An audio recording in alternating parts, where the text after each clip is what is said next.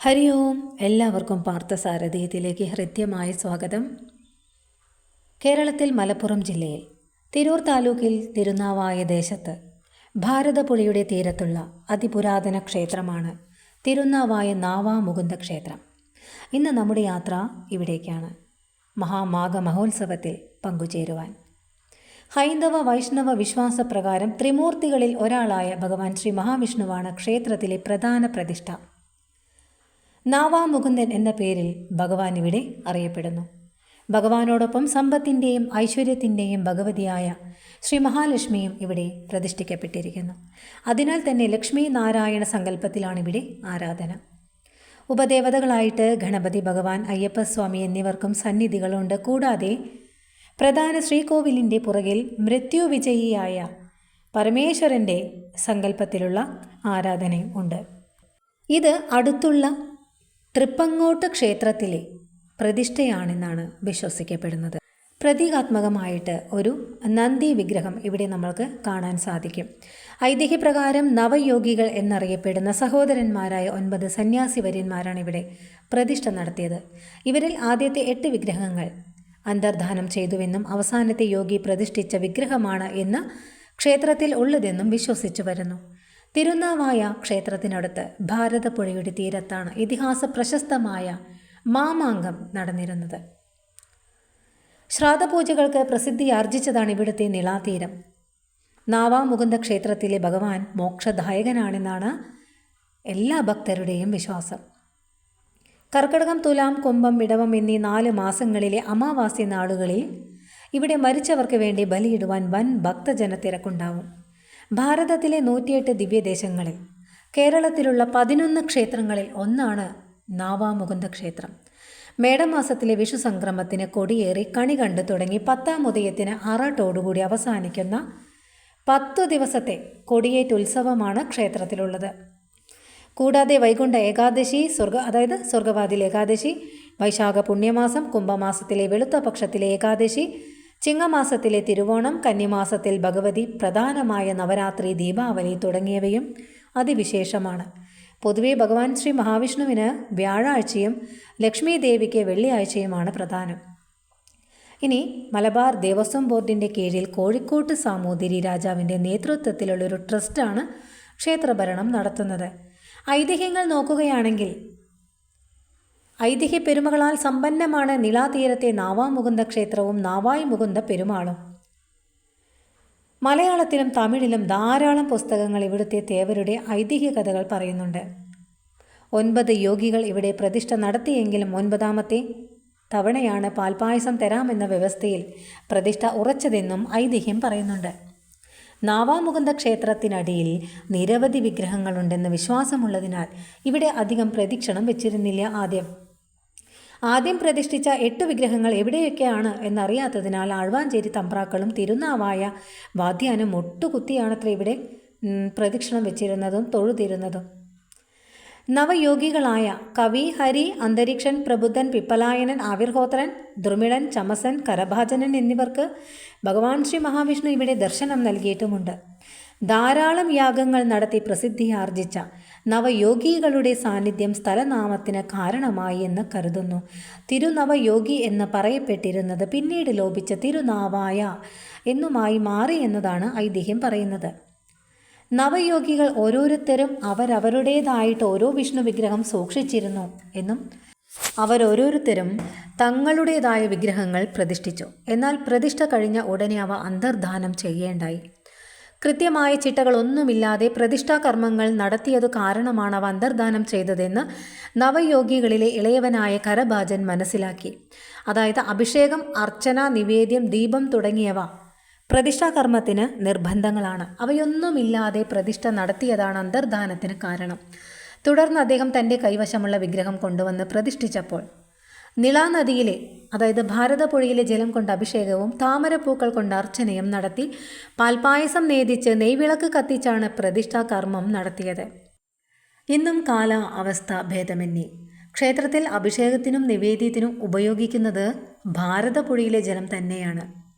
അതുകൊണ്ട് തന്നെ ക്ഷേത്രത്തിൽ കുളവും കിണറും ഇല്ല.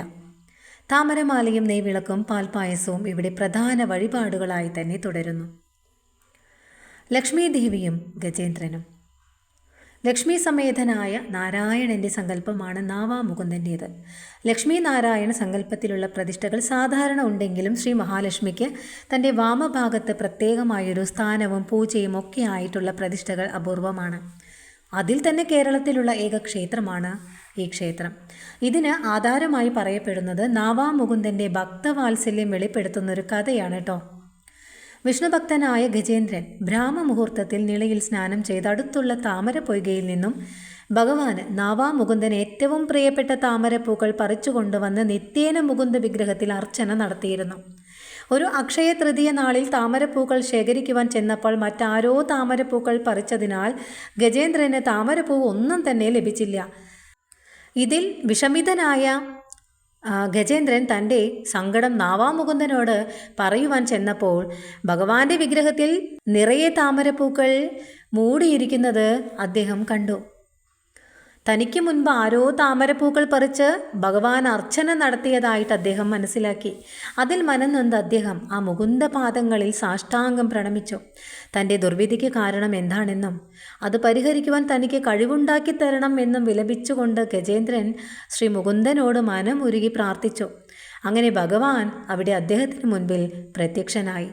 തൻ്റെ പ്രിയ പത്നി ശ്രീ മഹാലക്ഷ്മി ഗജേന്ദ്രൻ എഴുന്നേൽക്കുന്നതിന് മുൻപ് തന്നെ താമരപ്പൂക്കൾ ശേഖരിച്ച് അർപ്പിച്ചതാണെന്നും തനിക്ക് തൻ്റെ ഭക്തന്മാരോടുള്ള അമിത സ്നേഹവാത്സല്യങ്ങൾ കണ്ട് അതിൽ അസൂയ പൂണ്ട് ദേവി അത്രയും സ്നേഹവാത്സല്യങ്ങൾ ദേവിക്കും കിട്ടണം എന്ന ആഗ്രഹത്താലാണ് മഹാലക്ഷ്മി അങ്ങനെ ചെയ്തതെന്നും ഭഗവാൻ അദ്ദേഹത്തോടായി പറഞ്ഞു. തനിക്ക് നാവാമുകുന്ദാർച്ചന നടത്തുവാൻ താമരപ്പൂക്കൾ ലഭിക്കാതെ വരരുതേ എന്ന ഗജേന്ദ്രൻ്റെ പ്രാർത്ഥന ഭഗവാൻ പിന്നീട് സ്വീകരിച്ചു. ഇനിമേലിൽ ഗജേന്ദ്രന് നിർവിഘ്നം താമരപ്പൂക്കൾ ലഭിക്കും എന്നനുഗ്രഹിച്ച് ശ്രീ മഹാലക്ഷ്മിയെ തൻ്റെ വാമഭാഗത്ത് ഭഗവാൻ കുടിയിരുത്തി എന്നാണ് സങ്കല്പം. തിരുനാവായയിൽ ഭഗവാനെ പിതാവായിട്ടും ലക്ഷ്മി ദേവിയെ മാതാവായിട്ടും ഗജേന്ദ്രനെ മകനായിട്ടുമാണ് കരുതിപ്പോരുന്നത്. ഗജേന്ദ്രനെ കൊണ്ട് താമരപ്പൂക്കൾ ഭഗവാൻ അർപ്പിക്കുവാൻ സമ്മതിക്കാത്ത ലക്ഷ്മി ദേവി ഇവിടെ മലർമങ്കൈ നാച്ചിയാർ എന്നും അറിയപ്പെടുന്നു. ഭഗവാനോടൊപ്പം ശ്രീ പരമേശ്വരനെയും ഇവിടെ കാണാൻ സാധിക്കുന്നത് കൊണ്ട് തന്നെ ഈ സ്ഥലം കാശിക്ക് തുല്യമെന്നും പറയുന്നുണ്ട്. ദക്ഷിണ കാശി എന്നൊരു അപരനാമവും അങ്ങനെ തിരുനാവായയ്ക്ക് ലഭ്യമായി. അദ്വൈത വേദാന്തത്തിൻ്റെ മുഖ്യ പ്രയോക്താവായിരുന്ന ആദിശങ്കരാചാര്യരും തിരുനാവായ നാവാമുകുന്ദ ക്ഷേത്രത്തിൽ ദർശനത്തിന് വന്നിരുന്നതായിട്ടൊരു കഥയുണ്ട് കേട്ടോ. നാവാമുകുന്ദ ക്ഷേത്രത്തിൽ ഭഗവാൻ ശ്രീ മഹാവിഷ്ണുവിനോടൊപ്പം സമ്പത്തിൻ്റെയും ഐശ്വര്യത്തിൻ്റെയും ഭഗവതിയായ മഹാലക്ഷ്മിയുടെ കൂടെ പ്രതിഷ്ഠ ഉണ്ടല്ലോ. ആദ്യകാലത്ത് ഇരു കൈകളും വരമുദ്രയായിക്കൊണ്ടിരുന്ന ശ്രീ മഹാലക്ഷ്മി പ്രതിഷ്ഠയുടെ ഒരു കൈ താഴോട്ടാക്കിയത് അദ്ദേഹമാണെന്ന് വിശ്വസിച്ചു വരുന്നു. ആ ഒരു കഥ എങ്ങനെയാണ് നോക്കാം. അഭയം ചോദിച്ചു വന്നവർക്കെല്ലാം മഹാലക്ഷ്മി വാരിക്കോരി കൊടുത്തു. അങ്ങനെ ദാരിദ്ര്യം എന്നൊന്ന് തിരുനാവായയിൽ ഇല്ലാതെയായി. എല്ലാവർക്കും സമ്പത്തും ഐശ്വര്യവും വർദ്ധിച്ചു വന്നു. അങ്ങനെയിരിക്കെ ക്ഷേത്ര ദർശനത്തിന് വന്ന ശങ്കരാചാര്യർ നടയിൽ മുട്ടുകുത്തി തൊഴാൻ നിന്നു. മുൻപ് പ്രതിഷ്ഠിച്ച 8 പ്രതിഷ്ഠകൾ അന്തർദാനം ചെയ്ത സ്ഥലമെന്ന അർത്ഥത്തിൽ പണ്ട് ആരും കാലുകൊണ്ട് നിലത്ത് ചവിട്ടിയിരുന്നില്ല. അങ്ങനെ ചെയ്ത ശങ്കരാചാര്യരെ കണ്ടപ്പോൾ ചില കുബുദ്ധികൾ ദേ നടയിൽ കുട്ടിയാന നിൽക്കുന്നേ എന്നെല്ലാം പറഞ്ഞ് അദ്ദേഹത്തെ അപമാനിച്ചു എത്രേ.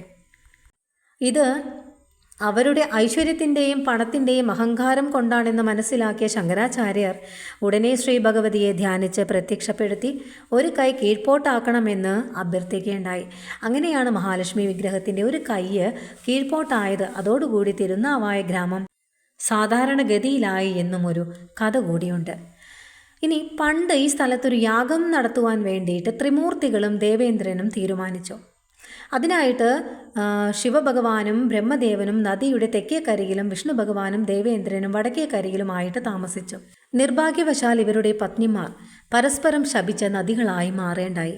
അതോടുകൂടി യാഗം മുടങ്ങി. പിൽക്കാലത്ത് ക്ഷത്രിയരെ കൂട്ടക്കൊല ചെയ്തതിൻ്റെ പാപം തീർക്കുവാൻ ഇവിടെ വന്ന പരശുരാമൻ തൻ്റെ നരഹത്യാപാപം തീർക്കുവാനും മരിച്ച ആത്മാക്കൾക്ക് മോക്ഷം നൽകുവാനായിട്ട് ഇവിടെ നിളാതീരത്ത് ബലിതർപ്പണം നടത്തി നാവാമുകുന്ദനെ ദർശിച്ചു എന്നൊരു ഐതിഹ്യം കൂടിയുണ്ട്. പിന്നീട് പരശുരാമൻ ഇവിടെയുള്ള ബ്രാഹ്മണർക്ക് ഉപാസിക്കുന്നതിനായിട്ട് ത്രിമൂർത്തികൾ ക്ഷേത്രം പണിതു എന്നാണ് പറയുന്നത്. ത്രിമൂർത്തി സംഗമസ്ഥാനത്തെ പിതൃതർപ്പണവും ശ്രാദ്ധക്രിയകളും പിതൃക്കൾക്ക് മോക്ഷകാരണമാകും എന്നൊരു വിശ്വാസം കൂടിയുണ്ട്. അതിനാൽ ധാരാളം ആളുകൾ ദിവസവും പിതൃതർപ്പണത്തിനായിട്ട് ഇവിടെ എത്തുന്നു. പരശുരാമൻ കർക്കടക വാവു ദിവസം പുണ്യനിലയിൽ വ്രതശുദ്ധിയോടു കൂടിയിട്ട് തർപ്പണം നടത്തുകയും ഗതികിട്ടാതെ അലഞ്ഞ ആത്മാക്കൾക്ക് സായുജ്യം ഏവുകയും ചെയ്തുവെത്രേ. അന്നു മുതലാണിവിടം ബലിതർപ്പണ കർമ്മങ്ങൾക്കേറെ ഖ്യാതി നേടിയത് എന്ന് വിശ്വസിക്കുന്നു. തിരുനാവായ ക്ഷേത്രത്തെക്കുറിച്ച് പറയപ്പെടുന്ന മറ്റൊരു കഥ കൂടിയുണ്ട് കേട്ടോ. ഹൈന്ദവ പുരാണ കഥകളിലെ മഹർഷിമാരിൽ പ്രധാനിയായ മാർക്കണ്ഡേയ മുനിയുമായി ബന്ധപ്പെട്ടിട്ടുള്ളതാണ് ഈ കഥ. തിരുനാവായയിൽ നിന്ന് ഏകദേശം 4 കിലോമീറ്റർ പടിഞ്ഞാറായിട്ട് സ്ഥിതി ചെയ്യുന്ന പ്രസിദ്ധമായ തൃപ്പങ്ങോട്ട് ശിവക്ഷേത്രമായും ഈ ഒരു കഥയ്ക്ക് ബന്ധമുണ്ട്. തൃപ്പങ്ങോട്ട് ക്ഷേത്രത്തിലെ ഇപ്പോഴത്തെ മുഖ്യ പ്രതിഷ്ഠയായ മൃത്യുഞ്ജയ മൂർത്തി സാന്നിധ്യമുറപ്പിച്ചത് ഈ കഥയുമായി ബന്ധപ്പെട്ടാണെന്ന് വിശ്വസിക്കപ്പെടുന്നു. കൂടാതെ തിരുനാവായ ക്ഷേത്രത്തിൽ ശ്രീകോവിലിൻ്റെ പുറകിൽ കാണപ്പെടുന്ന അടഞ്ഞ വാതിലിൻ്റെ കഥയും ഇതുമായിട്ട് ബന്ധപ്പെട്ടാണ് പറഞ്ഞു കേൾക്കുന്നത്. ഒരേ സമയം ഭഗവാൻ ശ്രീ മഹാവിഷ്ണുവിൻ്റെയും പരമശിവൻ്റെയും ഭക്തനായ മാർക്കണ്ഡേയ മുനി 16 വയസ്സിൽ സുനിശ്ചിതമായിരുന്ന തൻ്റെ മരണത്തെ അതിജീവിച്ചത് ഇരു ക്ഷേത്രങ്ങളിലെയും മൂർത്തികളെ ഭജിച്ചാണെന്നാണ് പറയപ്പെടുന്നത്. ആ കഥ ഇങ്ങനെയാണ് കേട്ടോ. തൃപ്പങ്ങോട് ദേശത്ത് ആദ്യം ഉണ്ടായിരുന്നത് ഇന്ന് ക്ഷേത്രമതിലകത്ത് വടക്ക് കിഴക്കേ മൂലയിൽ സ്ഥിതി ചെയ്യുന്ന കാരണയിൽ ക്ഷേത്രമാണ്.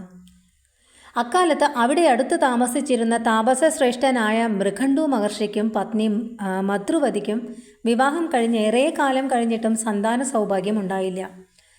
ഇതിൽ ദുഃഖിതരായ അവർ ശിവഭഗവാനെ ഭജിച്ച് തപസ് ചെയ്യാൻ തുടങ്ങി. ഏറെ കാലത്തെ കഠിനമായ തപസ്സിനൊടുവിൽ പ്രത്യക്ഷനായ ഭഗവാൻ പരമേശ്വരൻ അവരോട് ചോദിച്ചു, ഒന്നിനും കൊള്ളാത്ത 100 വയസ്സുവരെ ജീവിക്കുന്ന മകനെയാണോ, എല്ലാം തികഞ്ഞ 16 വയസ്സുവരെ മാത്രം ജീവിക്കുന്ന മകനെയാണോ വേണ്ടത് എന്ന്.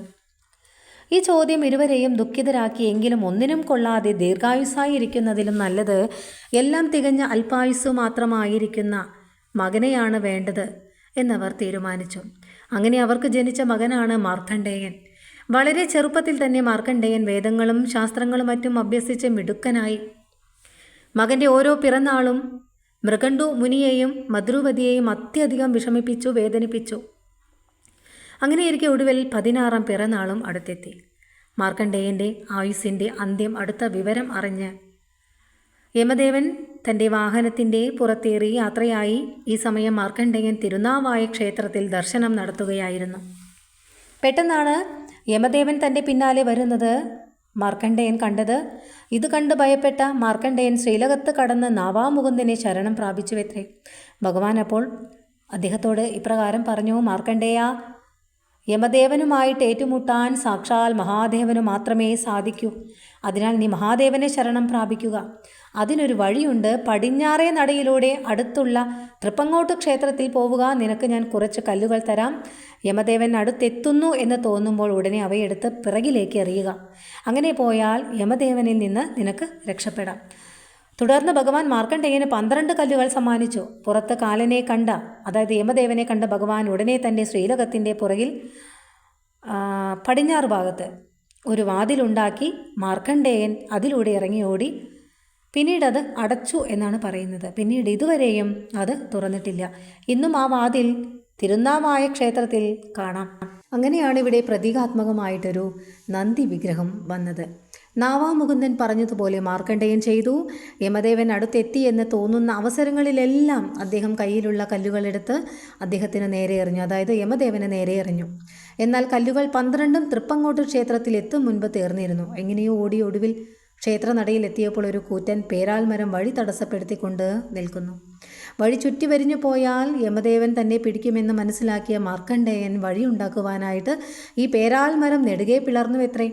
തുടർന്ന് അടുത്തുള്ള ശ്രീകോവിലിലേക്ക് ഓടിപ്പോയ മാർക്കണ്ഡേയൻ അവിടുത്തെ ശിവലിംഗത്തെ കെട്ടിപ്പിടിച്ചു. ഇത് കണ്ട് കോപാക്രാന്തനായി മാറിയ യമദേവൻ എന്തു ചെയ്തു? മാർക്കണ്ഡേയനു നേരെ തൻ്റെ കയറ് എടുത്ത് എറിഞ്ഞു. അങ്ങനെ മാർക്കണ്ഡേയനൊപ്പം ശിവലിംഗവും ആ കയറിനകത്ത് പെട്ടുപോയി. ദേഷ്യത്തിൽ യമദേവൻ ആ കയറ് പുറത്തേക്ക് ആഞ്ഞൊന്ന് വലിച്ചു. ഇളക്കം തട്ടിയ മാത്രയിൽ ശിവലിംഗത്തിൽ നിന്നും സാക്ഷാൽ പരമേശ്വരൻ പ്രത്യക്ഷപ്പെട്ടു.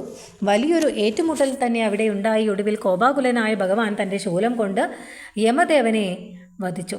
തുടർന്ന് മാർക്കണ്ഡേയനെ അനുഗ്രഹിച്ച ഭഗവാൻ എന്നും ഇനി മാർക്കണ്ഡേയന് 16 വയസ്സായിരിക്കട്ടെ എന്ന് പറഞ്ഞ് അനുഗ്രഹിക്കേണ്ടായി. തുടർന്ന് തൻ്റെ ശ്രീകോവിലിൽ നിന്ന് 3 അടി തെക്കു പടിഞ്ഞാറ് ഭാഗത്തേക്ക് പോയി അടുത്തുള്ള കുളത്തിൽ ശൂലം കഴുകി. ഇന്ന് പ്രധാന ശ്രീകോവിലുള്ള സ്ഥലത്ത് സ്വയംഭൂവായിട്ട് ഭഗവാൻ അവതരിച്ചു. അങ്ങനെയാണ് തൃപ്പങ്ങോട്ടെ പ്രധാന ശിവപ്രതിഷ്ഠയുണ്ടായതെന്നാണ് പറയുന്നത്. തിരുനാവായ തൃപ്പങ്ങോട്ട് ക്ഷേത്രങ്ങൾ തമ്മിലുള്ള ബന്ധം ഇവിടെയൊന്നും അവസാനിക്കുന്നില്ല. തിരുനാവായയിൽ ശിവസാന്നിധ്യമുള്ളതുപോലെ തൃപ്പങ്ങോട്ട് ഉപദേവനായിട്ട് നാവാമുകുന്ദൻ്റെ പ്രതിഷ്ഠയുമുണ്ട്. ഇത് മാർക്കണ്ഡേയൻ തന്നെ നടത്തിയതാണ് എന്നാണ് വിശ്വസിക്കപ്പെടുന്നത്. രണ്ടിടങ്ങളിലെയും തന്ത്രാധികാരം വഹിക്കുന്നതും ഒരേ കുടുംബക്കാരുമാണ്. നമ്മുടെ കേരളത്തിലെ പ്രസിദ്ധ താന്ത്രിക കുടുംബമായ കൽപ്പുഴ മനക്കാരാണ് രണ്ടിടത്തും തന്ത്രിമാരായിട്ട് അനുഷ്ഠിച്ചു വരുന്നത്. മാത്രമല്ല ഇവർ മാർക്കണ്ഡേയ മുനിയുടെ പിന്മുറക്കാരാണെന്നാണ് വിശ്വാസം. തിരുനാവായയിൽ ദർശനം നടത്തുന്നവരിൽ നല്ലൊരു ഭാഗവും തൃപ്പങ്ങോട്ടും ദർശനത്തിനെത്താറുണ്ട്. നാവാമുകുന്ദ ക്ഷേത്രത്തിലെ വിശേഷങ്ങളെക്കുറിച്ച് ഒരുപാട് പറയാനുണ്ട്. പക്ഷേ താൽക്കാലികമായിട്ട് വിടവാങ്ങുന്നു. ഹരേ കൃഷ്ണ, ഹരേ ഗുരുവായൂരപ്പ ശരണം.